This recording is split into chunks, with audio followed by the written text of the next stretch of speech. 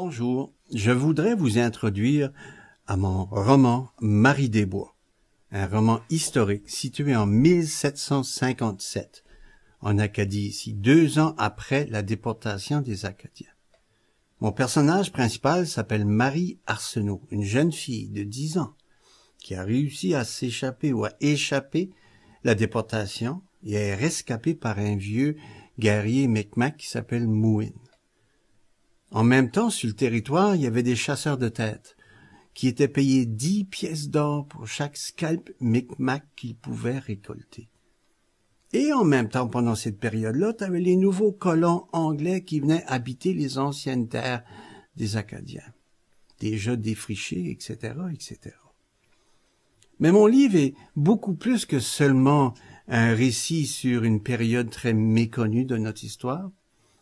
Ce que je voulais faire, c'est vraiment poser un regard sur les 3 cultures qui nous affectaient, qui nous entouraient dans le temps.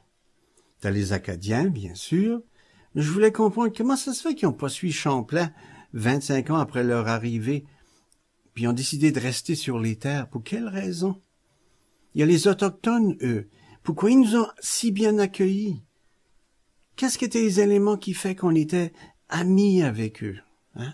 Puis c'était une société matriarcale. Imagine, c'était la mère, la terre-mère qui les guidait.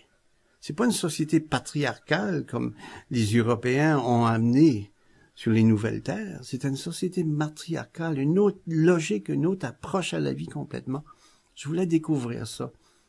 Et aussi, je voulais comprendre le peuple anglais, un peuple envahisseur. C'est tout comme les Romains qui ont envahi l'Afrique et l'Europe, tout comme les Espagnols qui ont envahi l'Amérique du Sud. Les Britanniques sont arrivés ici pour envahir ce territoire-là, le dominer. Puis je voulais comprendre ce qui les poussait, quoi ce qu'était leur raisonnement. Puis c'est ce que j'ai tenté d'écrire dans Marie des Bois. Alors, je vous convie à découvrir, comme j'ai fait, la logique et ce qui les stimulait, ce qui poussait ces gens-là à vivre, à survivre, à grandir, et surtout à vouloir rester en place. Je demanderai aux 400 quelques personnes qui ont acheté le livre jusqu'à date de partager cette vidéo et ajouter un commentaire qui explique pourquoi vous avez aimé le livre ou pourquoi ça vaut la peine de l'acheter.